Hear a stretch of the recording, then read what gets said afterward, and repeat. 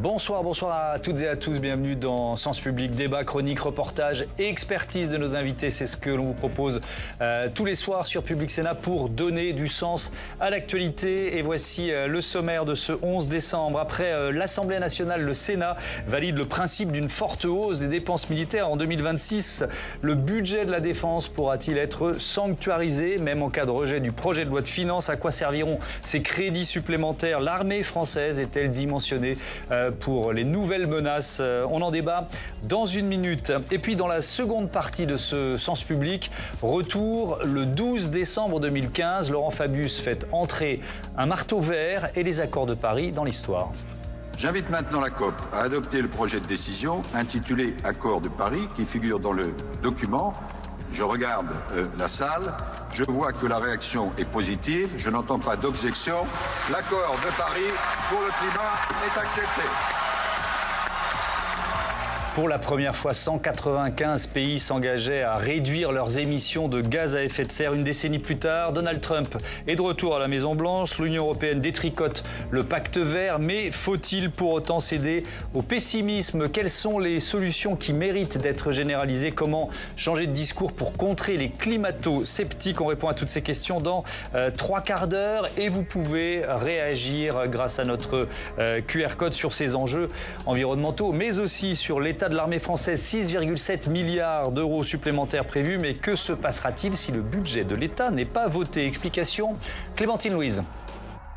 6,7 milliards d'euros supplémentaires. S'il est voté par le Parlement, le budget de la défense deviendrait le premier poste de dépense devant l'éducation. Ce sont des nécessités parce que nous avons besoin de matériel, parce que nous avons besoin de réarmement capacitaire, parce que nous avons besoin de moderniser un certain nombre de nos matériels, les sous-marins nucléaires lanceurs d'engins de 3e génération, le moteur du Rafale. Mais pour que la défense voit bel et bien son enveloppe confirmée, il faut que l'ensemble du projet de loi de finances qui comprend le budget de la défense soit adopté. Et c'est là que l'opération devient périlleuse, car en cas de rejet du projet de loi de finances, le gouvernement passerait probablement par une loi spéciale qui aurait pour effet de reconduire le même budget que l'an dernier et donc d'abandonner la hausse du budget de la défense. Alors pour tenter de fédérer les parlementaires avant le vote décisif, Sébastien Lecornu organisait hier un vote symbolique sur le budget de la défense à l'Assemblée nationale. Si je demande aujourd'hui que nous débattions et que vous votiez, c'est pour envoyer un message à nos alliés comme à nos compétiteurs qui nous observent et pour leur montrer que dans nos divisions éventuelles, nous nous retrouvons sur l'essentiel, c'est-à-dire la sécurité et l'indépendance nationale. Les députés ont majoritairement approuvé ce budget par un vote symbolique, tandis que les sénateurs, eux, l'ont véritablement voté cet après-midi, malgré l'opposition des communistes et l'abstention des écologistes.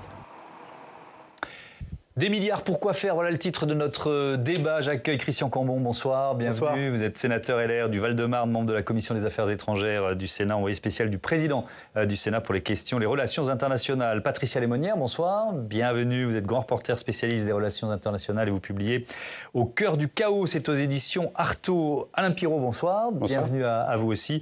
Vous êtes journaliste, documentariste spécialisé dans les questions de défense. Et Tam Tranui, bonsoir Tam. Bonsoir. Bienvenue à vous, éditorialiste pour Sens Public. Si on se projette, Christian Cambon, dans un scénario du pire, un rejet du projet de loi de finances, quelles seraient les conséquences pour nos armées?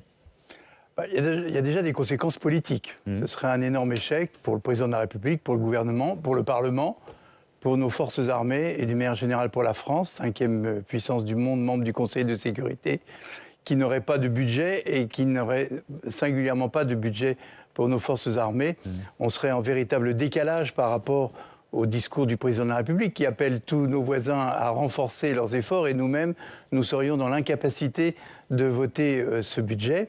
Le Sénat, pour sa part, a fait son travail. Nous avons instruit régulièrement, comme c'est notre mission, l'ensemble des différents programmes qui composent la mission défense et nous l'avons voté en séance publique à 13h moins 1 pour être très précis. Oui, effectivement. Alors, ces 6,7 milliards qui sont des dépenses supplémentaires, Patricia Lémonière, quels sont les enjeux pour nos armées? Ça touche finalement beaucoup d'armes différentes. Alors, ça touche pas que l'armement, parce que les armées, c'est un ensemble. Il y a l'armement, il y a l'espace, enfin, il y a des munitions. Il y a des munitions, il y a des obus, il y a des rafales, il y a des frégates, enfin, tout ce que qui a été dit dans votre reportage. Et puis aussi, il y a les hommes. La formation, montée en puissance, et le service militaire rentre là-dedans. Et quand on fait juste une comparaison, quand on compare, si on le veut, au niveau des hommes, prenons les hommes, si on compare les forces russes, aujourd'hui potentielles, et les forces européennes, qui pourraient s'affronter. On est pratiquement dans un même ordre de grandeur. 1,5 million, 1,2 million, 1 million... On est autour... Aujourd'hui. Si on mettait tous les soldats, j'entends bien. Ouais. En revanche, notre grosse faiblesse, c'est les réserves. Et on a bien vu dans le projet, effectivement, français, l'importance des réservistes. On n'en a pas. On n'en a pas assez. Les Russes en ont 3 millions. Enfin, ils montent, avec les réservistes, ils passent de 1,5 million à 3,5 millions. Donc, ils ont un potentiel de réservistes. Alors, vous me direz, ils ne sont peut-être pas formés. Enfin, nous, par exemple, en France, on tourne autour de 30-40 000 et encore, on est très heureux, vous voyez. Donc, notre gros problème, c'est que, bisounours comme nous l'étions, eh bien, nous n'avons pas pensé à l'importance de la réserve. Et la réserve américaine, les États-Unis ont une force de réservistes très importante. Nous, pas du tout. Bon. Donc, c'est notre gros problème. Donc, c'est l'un des enjeux, parce que, évidemment, ce débat... les armes et l'espace. Voilà, et ce débat passionnant, parce que ça pose la question de l'adaptation ou pas, de l'inadéquation de nos armées aujourd'hui par rapport aux nouvelles menaces. Évidemment, on va détailler tout ça, mais je reviens sur ce vote hier à l'Assemblée, ce matin au Sénat. Alors, il est symbolique, mais quand même, est-ce que c'est aussi un message envoyé à nos alliés ou à nos ennemis, à nos adversaires? En tout cas, ça fait partie de la stratégie assumée par Sébastien Lecornu pour dire au fond aux députés, voyez bien que ça, il faut absolument le voter. Et que ça prépare les esprits aussi au vote du budget à la fin de l'année. Est-ce que c'est un message envoyé à nos adversaires? C'est l'inverse qui serait le pire des messages, en fait, de même pas imaginer augmenter le budget des armées. Est-ce que ça suffit à faire peur à nos adversaires? Je crois pas du tout. Je crois qu'à un moment, un budget ne fait pas une stratégie. Je suis désolé de le dire aussi fermement, mais c'est une réalité. C'est-à-dire que qu'est-ce qu'on va faire de cet argent? Comment on va l'investir? Dans quel domaine nous allons choisir? Et on voit bien pourquoi faire, c'est notre titre, on est aligné. Et vous voyez bien qu'il y a un certain nombre de projets bien indépendants de la question budgétaire qui sont aujourd'hui dans l'impasse. On aura l'occasion de l'évoquer. On sait que des arbitrages très importants sont attendus aujourd'hui, que ce soit sur l'avion du futur, sur le char du futur. Donc, ce message, il doit être global. Et évidemment, il doit passer par une question budgétaire en premier lieu. Il y a une chose qui est préservée, et ça fait partie de l'équation budgétaire, c'est la dissuasion nucléaire. Ça, inévitablement, ça n'a jamais été mis en question. Et c'est déjà une bonne chose. Mais ça ne fait pas l'équipement des troupes. Et ça, c'est l'autre question au regard du retour d'expérience de l'Ukraine. Oui, effectivement, les menaces, elles sont nouvelles, elles sont multiformes, elles justifient cet effort de défense. C'est ce que rappelait le président de la République dans son discours de Vars quand il a annoncé la création ou le retour à un service national, la création d'un service national volontaire. Dans ce monde incertain, où la force prime sur le droit et la guerre se conjugue au présent, notre nation n'a le droit ni à la peur, ni à la panique, ni à l'impréparation, ni à la division. La peur, au demeurant, n'évite jamais le danger. La seule façon de l'éviter, c'est de s'y préparer. C'est ce que font nos armées au quotidien. Elles le feront demain, plus encore. Christian Cambon, comment vous qualifiez cette ou ces nouvelles menaces? Patricia Lémonière parlait de la Russie. Elle est d'abord russe, cette menace, évidemment? Je crois même au-delà de la menace russe, on est dans un temps de basculement de la géopolitique de ce monde. On voit partout des multiplications de conflits. On voit surtout l'émergence d'États-puissances qui font prévaloir la violence au multilatéralisme qui nous a alimenté, qui a alimenté la paix depuis la dernière guerre. Ce sont des rapports de force. Je suis le plus fort, je te prends une partie de ton territoire. Et si tu es le moins fort, tu n'as plus qu'à t'y résoudre. On voit bien aujourd'hui même les réflexions de M. Zelensky qui se pose la question de savoir si finalement il ne va pas être contraint de lâcher purement et simplement une partie du Donbass parce que on voit bien qu'il y a une forme de déséquilibre des forces qui se crée entre l'Ukraine et la Russie. Le président Zelensky, je détaille ce que vous voulez nous dire, et je voulais laisser conclure, qui a affirmé aujourd'hui que, c'est une dépêche de l'agence France-Presse qui nous l'apprend, que les États-Unis proposent le retrait de l'armée ukrainienne des territoires qu'elle contrôle encore dans la région de Donetsk. Voilà, c'est exactement ce que vous êtes en train de nous décrire. Voilà, et donc face à une pareille menace, mais on pourrait multiplier ces exemples. Ce qui s'est passé entre l'Azerbaïdjan et l'Arménie relevait de la même philosophie. Et on pourrait multiplier, y compris au Moyen-Orient et dans bien d'autres régions du monde. Et donc je crois que le langage du président de la République, comme d'habitude, est plutôt bon et il est assez visionnaire sur la réalité des choses. Après, il faut passer à la pratique. Et la pratique, ça nécessite que cette loi de programmation militaire, déjà, dont j'ai eu l'honneur d'être le rapporteur ici dans cette maison, soit bien appliquée. Et je dois dire, n'appartenant pas à la majorité, mais qu'on peut rendre hommage au président de la République d'avoir respecté cette loi de programmation militaire, y compris en cette année 2025. Vous savez que généralement, en fin d'année, il y a de sombres manœuvres de Bercy qui consistent à geler des crédits, à les reporter. Cette année, les choses sont beaucoup plus claires. Parce que le danger est là, il est à 3 heures de Paris, et nous avons absolument besoin de tous ces crédits, et même de les augmenter pour rattraper ce retard, ces 20 ans d'éreintement que les forces armées françaises ont connu ces dernières années. Mais Alain Pirot, est-ce que ces promesses politiques, elles se transforment en commandes pour nos industries de défense? Enfin, il suffit d'aller voir bon nombre d'industriels tout au long de l'année, et ils ont attendu les commandes tout au long de l'année. De cette année 2025. De cette année-là. Malgré la ministre a annoncé d'ailleurs au Sénat une liste de commandes qui serait très importante pour la fin d'année, à la condition effectivement que le budget soit voté. Je voulais rebondir sur le passage où vous mettiez d'Emmanuel Macron. Oui. Quand il dit se préparer plus encore. Quelle est la réalité pratique sur les heures d'entraînement? On peut en parler, les heures d'entraînement, c'est ce qui vous prépare au combat. Oui. Est-ce qu'un pilote de char, et je parle sous le contrôle de Christian Cambon, mais je sais la réponse, donc c'est qu'un pilote de char s'est-il mieux entraîné cette année? Pas du tout. Un pilote d'avion de chasse s'est-il mieux entraîné cette année? C'est-à-dire le nombre d'heures passées à l'entraînement? Pas du tout. Mais pourquoi? Parce qu'il n'y a pas de char et parce qu'il n'y a pas d'avion. D'accord, ok, c'est aussi simple que ça. Je vais vous dire une chose qui peut paraître surprenante, tu es égard à la menace qui est aux portes de l'Europe. Cette année, la France, historiquement, a la flotte d'avions de chasse la plus faible de son histoire. À des seuils que, bien longtemps, des responsables politiques ou militaires nous ont dit « N'allez jamais en dessous de ce seuil de 225, ce serait une catastrophe. » Nous sommes à 185. C'est ça la réalité. Vous pouvez détruire une armée en quelques années, et pour la reconstruire, et Dieu sait que Christian Cambon l'a souvent dit en commission, il vous faut des décennies. C'est la situation d'aujourd'hui, et ça va prendre des décennies, et nous n'avons pas ces décennies. Oui. Patricia Lémonière. Oui, effectivement, on n'a pas le temps, vous avez tout à fait raison. Et quand on se targue effectivement d'avoir pratiquement doublé depuis 2017 le budget de la défense, donc qui est tout à l'honneur effectivement de l'effort qui a été fait, mais qui n'a pas été suivi, il y a 2 problèmes, je crois. Il faut regarder ce que ça veut dire, le doubler.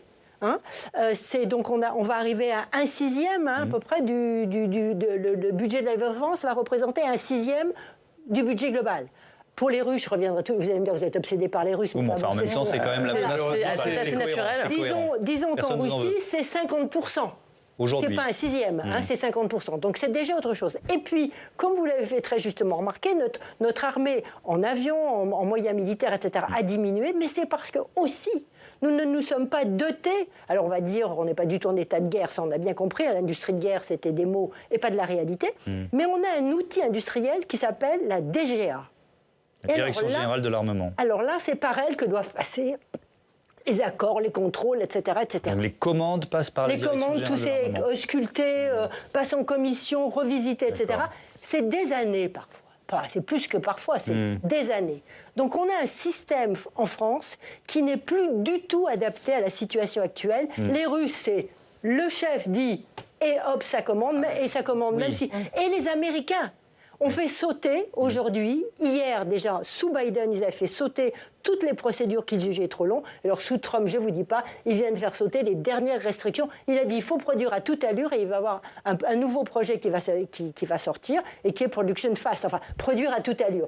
Donc nous en sommes encore en 1980.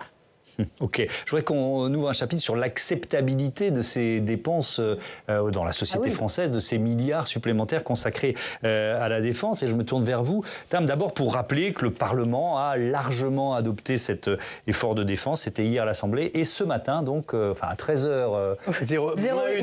Car à 13h, il fallait suspendre le débat au Sénat. Oui, double, même triple victoire donc pour le général de Cornu. Après le succès inespéré et d'une courte tête sur le budget de la Sécu mardi, on a vu hier l'approbation large des 6,7 milliards d'euros supplémentaires accordés à la défense à l'Assemblée, comme au Sénat, donc à 13h-1. Et ce n'était pas une surprise, on le sait, l'ex-ministre de la Défense avait décidé d'organiser ce débat symbolique non contraignant à l'Assemblée parce qu'il voulait forcer les parlementaires à dire leur accord haut et fort sur la guerre pour gagner la bataille du budget face au conflit en Ukraine, au désengagement américain, aux tensions internationales. La réponse a été sans appel à l'Assemblée comme au Sénat où le vote s'est effectué à main levée au Sénat. L'histoire se rit des prophètes désarmés, disait Machiavel, sans doute le stratège de chevet de nombreux parlementaires. Mais ça ne veut pas dire pour autant qu'il y a une unanimité politique sur ce thème. Oui, les communistes, par exemple, votent contre. C'est leur ADN antimilitariste qui parle, celui qui dénonce un budget en hausse dans un océan d'austérité. Idem pour LFI, qui a fustigé aussi, je cite, le bourrage de crâne gouvernemental, qui déclare la menace russe inexistante, qui craint une prophétie autoréalisatrice qu'en clair, à force de préparer la guerre, elle finisse par arriver. Une réponse au slogan que l'on entend dans toutes les bouches du côté des défenseurs de l'effort de guerre, qui veut la paix, prépare la guerre. Mais même parmi les votes pour, l'unanimité des votes cache de grandes divergences d'opinion, surtout à l'égard du danger russe. Marine Le Pen, en votant pour cet effort de défense, a surtout voulu signifier son soutien aux industriels français, aux armées françaises et sa grande défiance à l'égard de Bruxelles. Pas un mot sur la Russie. Justement, quelle est la ligne du Rassemblement national aujourd'hui sur la Russie ? Depuis février 2022, la russophilie du mouvement de Marine Le Pen a été mise en sourdine. Mais à l'heure où le narratif du Kremlin est repris par les États-Unis et vice-versa, la nouvelle stratégie de sécurité américaine est globalement conforme à la vision du Kremlin, a expliqué Dmitri Peskov. À l'heure où la guerre s'enlise, où l'on sent au niveau international le tarissement du soutien à Kiev, eh bien là, le naturel revient peu à peu et les positions passées ne sont plus si encombrantes. N'oublions pas que l'RN a toujours eu un soutien d'affichage à l'Ukraine, rarement suivi au niveau de ses votes au Parlement européen comme au Parlement français. Son vote hier pour la défense s'est aussi doublé d'un discours de grande défiance à l'égard du gouvernement. Merci Tam. Les finances françaises, on le sait, elles sont exsangues. On trouve 6,7 milliards supplémentaires pour nos armées. Christian Cambon, pourquoi pas pour nos hôpitaux ? Voilà, je reprends le discours que certains, ils sont minoritaires, mais que certains peuvent tenir. Lorsque j'ai rapporté la première LPM, il y a de ça quelques années, moi je faisais l'objet effectivement, le Sénat et les parlementaires faisaient l'objet de ce genre de critiques en disant « faites-nous des hôpitaux, faites-nous des crèches ».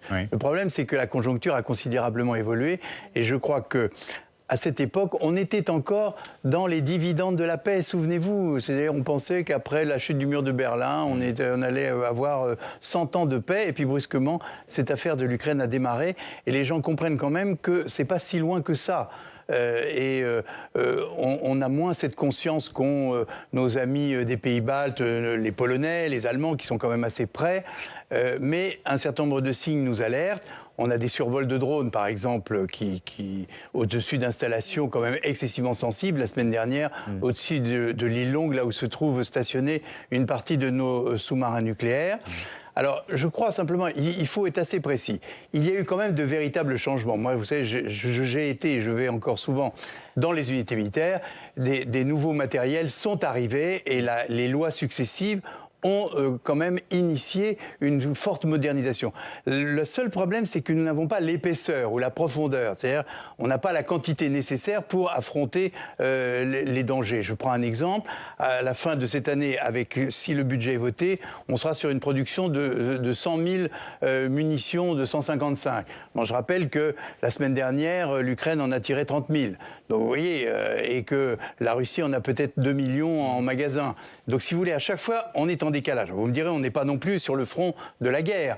Mais c'est cette difficulté que nous avons, et ce que vous aviez dit tout à l'heure sur le MCO, la mise en condition opérationnelle, c'est-à-dire concrètement, comment les soldats peuvent se battre. Effectivement, on a de véritables problèmes de maintien, soit des matériels, soit de formation des personnels, ou des munitions, et ça, c'est un vrai sujet. Alors, on va arrêter sur cette question d'acceptabilité. Vous vouliez reprendre la parole, Oui, ma question, c'était est-ce qu'il ne va pas falloir avoir une véritable stratégie à l'écart de l'opinion publique quand on voit notamment, par exemple, le service militaire volontaire qu'Emmanuel Macron veut mettre en place, quand on voit un certain nombre de pays européens, on a des livrets qui sont distribués à la population. Est-ce qu'il va falloir en arriver là, en France aujourd'hui ? Patricia Lémonière, pour commencer. Écoutez, je pense effectivement qu'il y a une forte sensibilisation quand même, qui est faite depuis sur la menace. Depuis maintenant, j'ai envie de dire, allez, début de l'année, début de cette année, il y a quand même un rouleau compresseur avec les déclarations du chef de l'État, les déclarations de l'ancien chef d'état-major, le nouveau. Enfin, on a quand même une mise en perspective de ce qu'est la menace aujourd'hui, en plus avec toutes les attaques hybrides. Alors, ce que l'on peut regretter, c'est quand on a 5 drones qui survolent l'île Longue. Oui, on a vu l'article de nos collègues de Ouest France. On peut voir aussi l'article de... c'était à Creil, là, c'est nos confrères du Monde, 26 novembre, pareil, un survol de drone au-dessus de la base. On peut s'étonner qu'un procureur ou tout le monde dise « mais il n'y a pas de menace étrangère ». Enfin, il y a quand même, pour avoir 5 drones, il y a 5 pilotes qui se coordonnent. Oui. Alors, des petits rigolos français à 5 coordonnées, moi, j'y crois pas, vous voyez. Enfin, je veux dire, en même temps, on a un discours qui est très anxiogène tenu par certaines autorités, et puis on a un discours à côté qui est très... faire baisser la pression. Enfin, je veux dire, il faut avoir un peu de coordination dans toute la mise en perspective de la menace, parce qu'effectivement, tous les militaires à qui on peut parler sont d'accord là-dessus. Il n'y en a pas un aujourd'hui qui vous dit non, la menace n'existe pas et elle n'est pas réelle. On le voit bien d'ailleurs avec tout ce qui se passe. Et d'ailleurs, un des conseillers de Poutine l'a bien dit, Karaganov. Qu'est-ce qu'il a dit ? On est en guerre. Alors d'accord, ce n'est pas un conseiller, c'est plutôt un intellectuel russe d'extrême droite dans le paysage russe, mais il a dit on est en guerre contre l'Europe. Il le dit. C'est reconnu une guerre civilisationnelle, mais qui peut devenir une guerre pratique. Donc il faut s'y préparer. Et effectivement, par différents moyens, comme vous l'avez dit, Tran, ça va du service militaire à tout. Oui, tiens, justement, Alain Pirot, est-ce que ce service militaire volontaire peut participer d'une acceptabilité des efforts de guerre ? Et tiens, d'ailleurs, je veux bien qu'on affiche la question de Véronique qui nous parle du milliard. Est-ce que ça inclut le nouveau service militaire voulu par Macron, ou est-ce que c'est un budget séparé ? Ah non, pour l'instant, ça n'inclut pas. Ça ne rentre pas dans les 6,7 milliards, c'est de l'argent en plus, quoi. Bien sûr, comme bien d'autres programmes. C'est pas prévu au budget, bien sûr. Sur l'acceptabilité, moi, je suis plus nuancé sur l'engagement des hommes. Oui. C'est-à-dire que quand vous interrogez, il y a eu ce sondage qui a été publié, je crois, il y a 2 semaines, où plus de 50% en tout cas d'une catégorie de jeunes est prêt à s'engager. C'est pas rien quand même. Un jeune sur 2 dans un pays comme le nôtre qui est prêt à s'engager avec tout ce qu'incombe la mission militaire, c'est-à-dire l'hypothèse de la mort au combat, c'est pas rien. Donc après, il y a une acceptabilité de payer plus pour avoir une défense plus équipée. Moi, je suis un peu perplexe sur un paradoxe qu'on entend depuis des années au Sénat, à l'Assemblée, qui est qu'au fond, on ne veut pas poser la question des recettes et la question d'un meilleur équipement de nos armées. On le voit d'ailleurs avec la question budgétaire. On ne veut jamais poser cette question des recettes parce que pays avec un taux d'imposition, pays sur l'imposition sur les entreprises. Il faudrait augmenter les impôts ? Mais à un moment, comment voulez-vous ? Alors, on peut dire, on va faire des économies sur les dépenses, mais on ne les fait pas. On les fait pas. Donc, à un moment, il faut être honnête sur l'idée de dire que si les Français veulent une armée mieux équipée, avec bon nombre de moyens, capable d'incarner une force militaire incontournable sur le continent européen, ça ne se fait pas sans argent, ou ça ne se fait pas avec de l'argent magique. Soit il va falloir emprunter, ce qui va être le cas une nouvelle fois, mais et une armée, je voudrais juste dire ça, une armée, ce n'est pas rentable. En fait, je suis désolé de le dire, mais vous ne gagnez pas d'argent en équipant vos soldats, vous gagnez de la sécurité, de la souveraineté, et vous incarnez une force diplomatique ou militaire sur le terrain. Et ça ne se fait pas en espérant des gains, hormis pour la base industrielle. Mais même l'investissement qu'on a fait sur le Rafale pour développer cet avion avant de le vendre, plus de 40 milliards.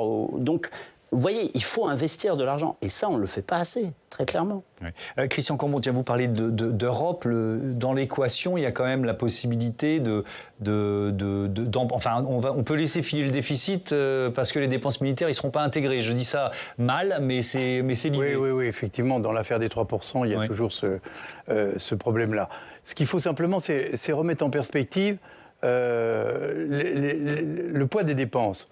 Le président Macron a un jour fait une bonne communication, il en fait de temps à autre, et les milliards ne disent pas grand-chose aux gens. Il a pris 1 000 € de dépenses publiques. Sur 1 000 € de dépenses publiques, 550 € sur 1 000, c'est la protection sociale et la retraite. Oui. Les forces armées et la défense, c'est 30 €. D'accord ? Avec l'éducation nationale, ça va faire 65 €. Donc il faut aussi regarder... Mais alors à quoi on renonce? Donc c'est un vrai débat. À quoi c'est ce que bien à l'instant. À quoi on renonce? Ou alors est-ce qu'on... J'ai pas dit de sacrifier la protection sociale. Non, mais non, je ne veux pas dire ça. Mais moi non plus. Est-ce qu'il faut augmenter les impôts alors qu'on est un pays avec un taux d'imposition déjà très élevé? C'est-à-dire que effectivement, il faut qu'une nation comme la nôtre assume le coût de sa propre sécurité, car en l'occurrence, c'est notre premier objectif. Bon. Moi, je suis un peu plus relatif sur la menace russe. Je rappelle quand même, je crois qu'il y a un expert, celui-là à peu près confirmé, qui a dit qu'en l'espace de près de 4 ans, les Russes ont conquis en Ukraine l'équivalent du Lot-et-Garonne. Bon. Donc il ne faut pas non plus, quand on dit qu'ils sont dans les pays baltes, qu'ils vont envahir la Pologne, bon, il faut aussi en avoir les moyens. Et vous savez, les conséquences pour la Russie sont excessivement sévères, excessivement rudes. Donc il faut faire très attention. Mais on s'aperçoit de développements nouveaux, je pense, aux attaques cyber qui sont en train de déstabiliser, y compris parfois notre propre pays. Brusquement, l'hôpital, je crois, à Bayonne ne fonctionne plus parce qu'il y a eu une attaque. On peut avoir des attaques sur le système financier, sur un certain nombre... Les processus électoraux aussi. Les processus électoraux. Donc, il faut s'y préparer. C'est aussi contre tout ça. C'est pas fatalement le nombre de chars, le nombre d'avions, même si il faut absolument prendre en compte une arme qu'on a totalement laissé tomber. Et là, on a fait une très grave erreur. Ce sont les drones. Les drones ont totalement changé la physionomie de la guerre. Et là, malheureusement, on a un très gros retard à rattraper. C'était justement la question que j'allais vous poser. Je voulais qu'on prenne quelques minutes pour parler des drones. Patricia Lémonnier, à quel point on est en retard? Et alors j'ai lu, je crois que je sais plus, j'ai vu ça hier ou avant-hier, que c'est avec l'Ukraine qui est évidemment à cause de cette guerre est devenue experte en drones qu'on va essayer de travailler sur notre réponse. Eux, ils en fabriquent 1 million. Oui, je sais bien. Tous les pays essayent de travailler avec l'Ukraine, si vous voulez. Les Russes fabriquent, alors pour revenir, des milliers et des milliers et des milliers de drones kamikazes qui balancent, etc. Les Ukrainiens aussi en font. Et leur avancée, et c'est là où on essaye de monter des accords d'entreprise avec des petites PME, des start-up, c'est sur l'IA. Mais enfin, quand même, il ne faut pas se gargariser. Nous, les Français, on monte des petits accords avec les Ukrainiens sur l'IA. Les Pays-Bas sont depuis longtemps là-dedans, les Britanniques, on n'en parle pas, etc. Donc, on prend le train en marche. La France a fait une grave erreur, et en particulier l'armée de l'air. Il y a eu des choix qui ont été faits en disant les drones, non, c'est des avions. Bon, et on paye aujourd'hui ce genre de choix qui a été fait. On va acheter, moi j'ai entendu des militaires me dire on va acheter sur étagère. On va l'acheter sur étagère parce que ça prend trop longtemps et puis ça se développe trop vite. C'est une façon d'accélérer, puisque vous disiez tout à l'heure il faut aller plus vite. D'accélérer, mais aujourd'hui un drone ça coûte 20 000 €. Enfin je veux dire, il y a des tas de... Il faut qu'on fasse ce bond technologique. Et je m'étonne, dans le budget, on a quoi, 150 000, je ne sais pas, la somme est dérisoire prévue pour accélérer, pour l'aide de l'État pour les drones. Donc, effectivement, on a beaucoup à apprendre des Ukrainiens et on a ce qu'il ne faut pas louper aujourd'hui, c'est plus les drones, je crois que ça on a loupé, c'est l'IA. L'IA sur un plan militaire. C'est essentiel. La bataille aujourd'hui se joue là. Et il faut que la France, qui a des moyens, on a des cerveaux, il faut qu'ils évitent qu'ils partent aux États-Unis, voire au Royaume-Uni, et qu'on se batte sur l'IA. Alors là, je ne vais pas ouvrir le chapitre intelligence artificielle, je reste sur les drones, et puis après on prend un exemple très concret des budgets qui seraient coupés, et notamment d'un exercice militaire grandeur nature qui est prévu l'année prochaine, s'appelle Orion, et on va en parler avec Stéphane Duguet dans une minute. Mais si on veut fournir des drones à nos militaires, ils seront produits où ? Alors, sur les drones que l'on va acheter, vous savez, il y a une partie des entreprises françaises. Alors, pour être rassurant là-dessus, vous avez une partie des entreprises françaises qui travaillent énormément cette question, Thales, Nexter, enfin Nexter ne s'appelle plus Nexter, mais le problème c'est que la guerre est tellement mouvante actuellement, c'est quel drone ? Et oui, est-ce que vous allez acheter des gros drones comme on a cru à un moment avec l'expérience du Sahel, que c'était l'avenir ? Et en fait, on en revient, parce que autant on les a vus dans le début de la guerre en Ukraine, le fameux drone turc, autant vous ne le voyez plus aujourd'hui, parce qu'il est trop repérable. Les drones que vous voyez sur la ligne de front en Ukraine, et on les voit, ces usines, Patricia les a vues aussi, des usines faites d'imprimantes 3D sur place ou pour moins de 1 000 $. En fait, vous allez avoir une arme aussi létale qu'un certain nombre de roquettes qu'on a crues plus coûteuses auparavant. Donc, c'est pour ça que je vous dis que le budget ne fait pas une stratégie. C'est qu'est-ce que vous achetez avec. On imagine que nous n'aurons pas besoin de ces petits drones parce que les armées russes ne seront pas arrivées à notre frontière avec une zone tampon. Ou en tout cas, c'est vraiment que tout a dérapé. Donc, à un moment, c'est sur quoi vous misez. Et là où je trouve que ça manque de cohérence, parce qu'au fond, ce que nous disons, nous, journalistes défense, depuis des années, c'est quelle est la cohérence ? Vous avez ce discours du chef d'état-major qui vous dit la guerre est peut-être dans 3-4 ans. Eh bien alors, pourquoi investir sur un porte-avions nouvelle génération à 2035-2040 ? Arrêtez tout, prenez l'argent, faites des chars. On n'a pas de chars. On ne peut plus les fabriquer. Achetez-les sur étagère. Ce ne sera pas français. Ah, donc l'argent ne restera pas. Est-ce que ce sera européen au moins ? Ce sera allemand, mais vous connaissez la collision frontale entre Allemands et Français sur l'industrie de défense. Et d'ailleurs, vous le savez dans l'expression. En Allemagne, on ne dit pas qu'on a une industrie de défense, on dit qu'on a une défense de l'industrie. C'est la différence de nous. Donc, à un moment, c'est quelle est la stratégie derrière ? Et c'est ça que j'interroge sur la cohérence en termes de calendrier. Allez, un mot là-dessus, ensuite on parle de cet exercice grandeur nature à vous. 2 mots sur le sujet. Le premier, c'est l'Ukraine en est là où il est parce qu'ils sont en économie de guerre. Nous ne sommes pas en économie de guerre. C'est logique. Si on était en économie de guerre, il faut se rapporter. J'ai encore une question. On trouve souvent des 10 milliards pour la défense, pas pour les écoles. Ne nous payons pas de mots. Entre 1914 et 1918, les industries naissantes de l'automobile fabriquaient des armes. Nous, on n'a pas demandé encore à Renault et à Citroën de fabriquer des armes. Peut-être qu'on va s'y mettre et certains industriels commencent à y réfléchir. Donc il faut bien comprendre cet aspect des choses. On voit bien la transformation considérable que les drones vont apporter à la guerre. Je rappelle l'expérience arménienne qu'on n'a pas regardée de près. Je rappelle 44 jours de guerre, 7000 morts à cause de ces Bayraktar qui étaient déjà des drones beaucoup plus légers et qui étaient uniquement dirigés, les armes étaient dirigées sur l'onde qu'émet votre portable. Et les jeunes se faisaient massacrer comme ça sans comprendre ce qui leur arrivait. Ils n'entendaient rien et tout d'un coup leurs copains étaient absolument tués sous leurs yeux. Donc ça va révolutionner absolument tout. Et comme vous le dites très justement, les forces armées sont obligées de revoir complètement leur dispositif actuel, y compris dans la marine, où les drones sous-marins qu'on a là aussi totalement oubliés doivent être pris en compte. Donc, mais on n'est pas en économie de guerre. Alors, le président de la République, c'est normal qu'il lance des appels, mais on n'est pas encore à ce stade-là, parce qu'on n'est pas en guerre non plus. Donc il faut faire attention. Et quand on dit qu'on va livrer des drones à l'Ukraine, ça me fait doucement rigoler parce que parce que en fait c'est plutôt l'Ukraine qui va bientôt nous en livrer, car eux ils vont en fabriquer jusqu'à 1 million, des petits, des moyens et effectivement avec rien du tout. Et nous, on est encore, il faut dire les choses, on a des industriels, et c'est pas leur faire offense de dire qu'ils préfèrent vendre du matériel très lourd et très coûteux plutôt que des trucs à 20 000 balles. Et il faut faire très attention aussi que maintenant naissent partout des concurrents, des pays concurrents qui n'étaient pas des fabricants d'armes. Allez voir ce qui se passe en Corée, en Indonésie, au Japon même. Au Japon, ils sont en train de lancer une industrie totalement différente de la nôtre, des matériels très simples, moins coûteux et en très grande quantité. La Pologne vient du reste d'acheter ses chars en Corée. Et alors donc ça pose bien cette question, merci beaucoup, de l'adaptation de notre, à la fois de nos armées, de notre industrie de défense et de la capacité à se préparer à une guerre éventuelle. C'est justement ce que veulent faire les militaires français l'année prochaine. Est-ce qu'ils en auront les moyens ? Est-ce qu'ils auront un budget pour le faire ? On va déjà vous expliquer de quoi il s'agit avec Stéphane Duguet. Donc ça s'appelle Orion 2026. Bonsoir Stéphane, de quoi s'agit-il ? Alors vous l'avez esquissé d'un mot, c'est un exercice militaire de très grande ampleur mené par l'armée française, un dispositif absolument inédit, mais Orion, c'est d'abord un acronyme. Ça signifie Opération de grande envergure pour des armées résilientes, interopérables, orientées vers le combat de haute intensité et novatrices. Pardon, voilà. J'imagine les militaires qui inventent l'acronyme. Bref, continuons.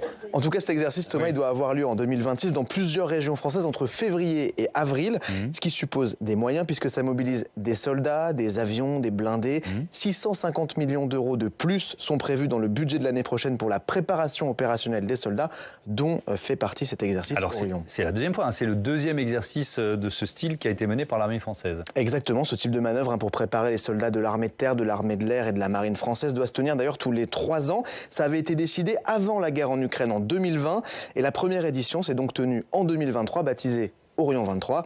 Il y avait eu plusieurs exercices qui ont mobilisé à chaque fois des centaines de soldats, parfois des milliers, pas uniquement des Français d'ailleurs, c'est aussi l'intérêt de ces dispositifs. Il y avait par exemple des soldats d'État qui coopèrent avec la France, des Allemands, des Grecs, des Américains ou encore des Espagnols. Écoutez, Emmanuel Gaulin, il est général du corps de réaction rapide et commandant de l'exercice Orion 23.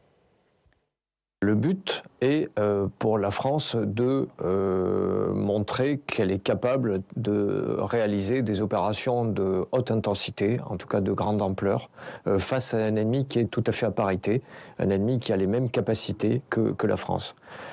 Il a pour but aussi de montrer que nous sommes capables d'être nation cadre, c'est-à-dire d'intégrer au sein de nos forces des unités alliées pour remplir ce type de mission.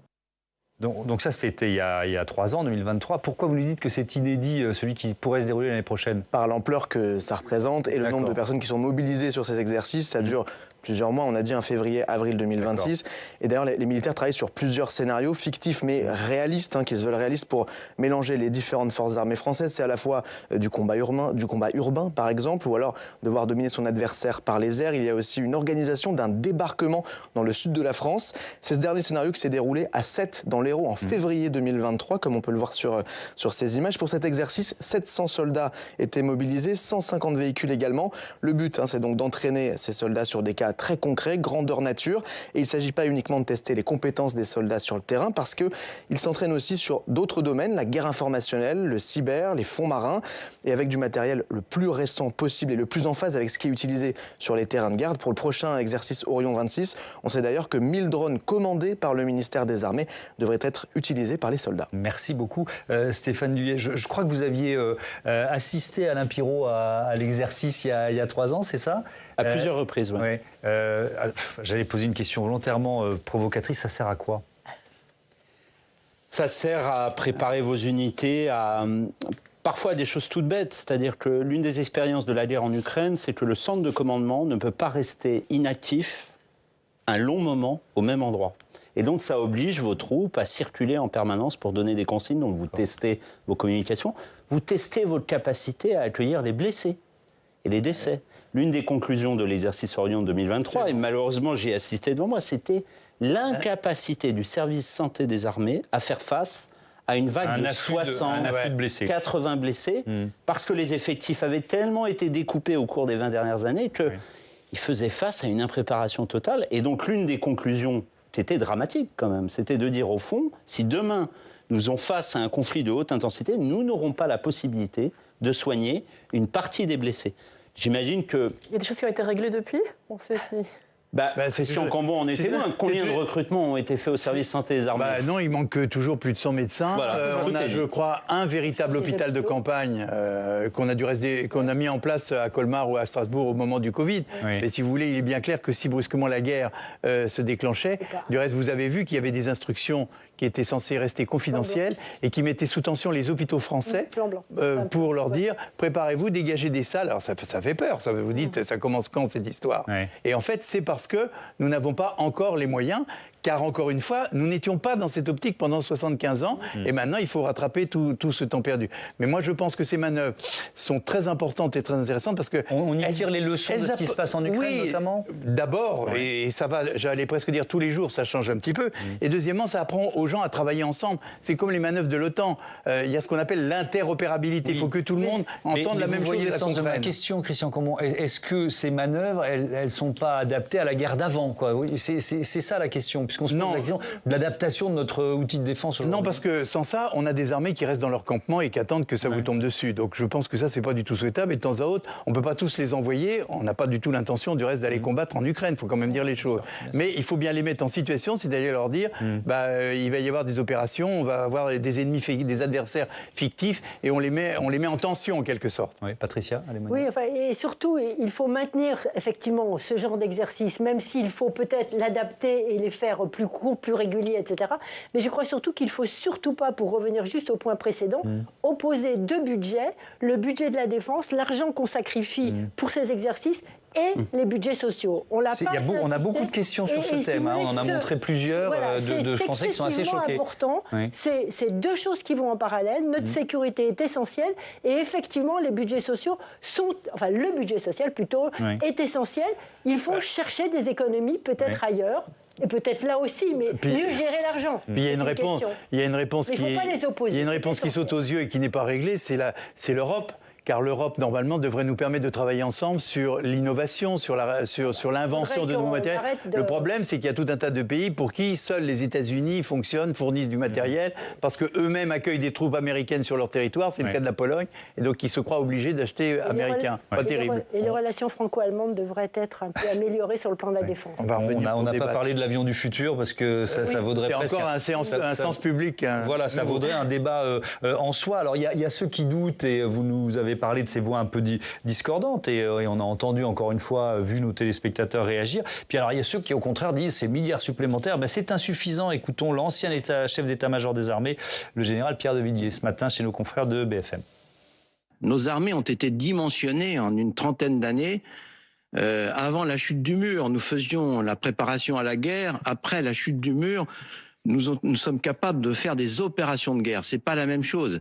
Il faut reprendre cette capacité à faire la guerre. Ça veut dire de l'épaisseur, ça veut dire des effectifs supplémentaires, des équipements supplémentaires, de la logistique. On parle beaucoup de munitions en ce moment, quand on voit les consommations en munitions de la guerre moderne. Ça veut dire les technologies modernes, par exemple la révolution des drones. Il y a beaucoup à faire et il y a urgence.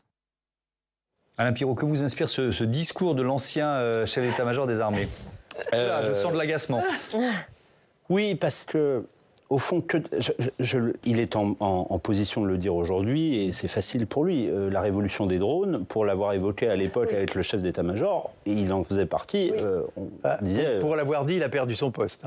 Oui, mais reconnaissez, Christian Cambon, que tout le monde nous disait... Je vais vous donner un exemple tout bête, pour vous dire que de temps perdu. 2017, idée de reconstruire une usine de munitions de petit calibre. Projet abandonné, etc. Quand nous interrogions bon nombre d'élus ou de chefs d'état-major, on nous disait « Mais, monsieur Pirot, nous avons l'arme nucléaire. Pourquoi voulez-vous que nous ayons besoin de munitions ?» Aujourd'hui, vous avez une ministre qui arrive devant les sénateurs en disant « Rassurez-vous, nous allons acheter des munitions comme nous n'en avons jamais acheté. » Je me dis que temps perdu. Parce qu'à la fin des fins, vous êtes toujours en retard si vous croyez à ne jamais avoir besoin de quelque chose. La guerre, ça ne se joue pas comme ça. Et croire qu'on a pu entraîner nos troupes sans munitions, ou qu'on les achetait à petit prix à l'étranger et nous parlait après de souveraineté, ça manquait pas de culot. Et aujourd'hui, ce culot, il n'est plus possible parce que la situation, elle éclate aux yeux de tout le monde. Christian Cambon, justement, ces munitions-là qu'il va falloir acheter, qui sont prévues, elles, dans ces 6,7 milliards qui peut-être seront au budget de l'année prochaine, elles sont majoritairement fabriquées en France ou pas ? Les munitions, il y a déjà un élément essentiel, c'est qu'on ne savait plus fabriquer de la poudre. Alors pour faire une munition, il faut qu'il y ait quelque chose qui pète, sans ça, ça ne marche pas. D'accord, donc et jusqu'à récemment, on a inauguré, je crois du reste que c'est fait, une nouvelle usine en Dordogne qui va fabriquer de la poudre. Si vous n'avez pas de poudre, ça ne va pas très loin votre affaire. Donc, vous voyez, on achetait, alors qu'on a eu des industries tout à fait florissantes en France et qui ont été délaissées par le temps et puis cette espèce de relâchement de l'après-guerre et de l'après-chute du mur de Berlin. Donc maintenant, il faut reconstituer tout ça. Alors, par chance, on a des industries excessivement puissantes. Je vois par exemple que pour fabriquer un Rafale, il y a 2 ans, c'était un Rafale par mois. On va arriver à 4 Rafales par mois. C'est considérable, vous ne constituez pas une chaîne de montage d'un Rafale en claquant des doigts. Donc les industriels font énormément d'efforts. Ils le font pareil pour les canons César, etc. Mais sur les munitions, il faut. C'est presque là où une dimension européenne serait utile pour qu'on fabrique des dimensions déjà qui puisse s'opérer sur les différents matériels, parce que je ne vous dis pas combien il y a de catégories de chars en Europe. Hein. Non mais vous voyez, ce sont des vrais sujets. Les sujets normatifs sont considérables. Et donc là, on a encore beaucoup de progrès à faire. Merci beaucoup, merci à tous d'avoir participé à ce débat. Patricia, je rappelle le titre de votre livre, Au cœur du chaos, publié aux éditions Artaud. Je vous dis à bientôt sur Public Sénat.